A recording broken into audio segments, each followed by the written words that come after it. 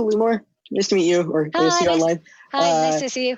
I'm from the San Francisco Bay Area, and I've got a question. I've been working on a whole bunch of technical documentation for, ironically, the first robotics competition recently. Okay. Nothing against first robotics. I think it's great. No, I'm it's just awesome. Yeah, it's all good. I'm curious. I've seen a lot of tutorials on learn.adafruit.com, and I've absolutely loved them. I think the technical writing is really excellent. And I'm really curious if you have any wisdom to share about curating great technical documentation and to share with contributors. Yeah, it's really hard. I want to say that I mean, we have a team, we have, an editor who goes through each published guide before they go live. And so, it's not easy to write good technical documentation. And especially if you're used to really bad technical documentation. And unfortunately, the larger the company is, usually the worse the technical documentation is. And I think, a lot of people, they get worn out after they build a product or a project and like, I don't really want to do the documentation.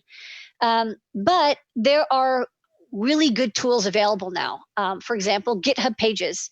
If I don't really like Markdown that much, but I do know it. But that's a way to have collaborative documentation. I think screenshots are really important. Make sure that you have images. I think a lot of people just write out a lot of text, and things that are obvious to them are not obvious to other people, or people run it and they're like, well, the error message is a little bit different. Does that mean anything or not? So I think one thing is use the existing documentation systems that are really popular. Like Markdown, like GitHub Pages, there's Wiki Pages as well. And second, have someone look over your documentation after you've written it, especially someone who wants to follow along and build that project too. You'll see the confusion and difficulties that they're having if they follow it through, and resist the temptation to help them. Just find out, like, is the documentation I've written good enough for them to follow through? But really, you can never have enough screenshots or photos.